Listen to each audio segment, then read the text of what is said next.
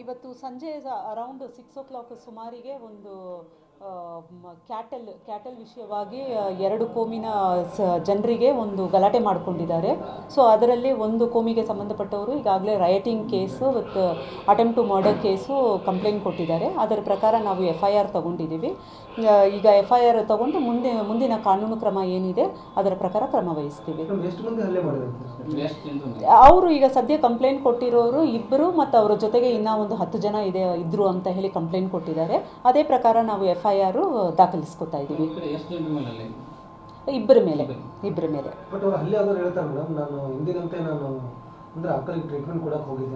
ಅಲ್ಲ, ಅವ್ರ ವರ್ಷನು ಅವರು ಅದು ಹೇಳ್ತಾ ಇದ್ದಾರೆ. ನಾವು ಈಗ FIR ಕಂಪ್ಲೇಂಟ್ ಕೊಟ್ಟಿದ್ದಾರೆ, FIR ಮಾಡ್ಕೋತಾ ಇದ್ದೀವಿ. ಸೊ ಅದನ್ನು ಫರ್ದರ್ ಇನ್ವೆಸ್ಟಿಗೇಷನಲ್ಲಿ ಮತ್ತು ಅದರ್ ಎವಿಡೆನ್ಸಸ್, ಅದು ಮೇನ್ ರೋಡ್ APMC ಯಾರ್ಡ್ ಇರೋದ್ರಿಂದ ನಮಗೆ ಸುತ್ತಮುತ್ತ ಎಲ್ಲ CCTV ಇಮೇಜಸ್ ಎಲ್ಲನೂ ಲಭ್ಯ ಇದೆ. ಸೊ ಅದರ ಪ್ರಕಾರ ಇನ್ವೆಸ್ಟಿಗೇಷನಲ್ಲಿ ಸತ್ಯಾಸತ್ಯತೆಯನ್ನು ತಿಳ್ಕೊಂಡು ಅದರ ಪ್ರಕಾರ ಮುಂದಿನ ಕ್ರಮ ಕೈಗೊಳ್ತೀವಿ. Okay, thank you.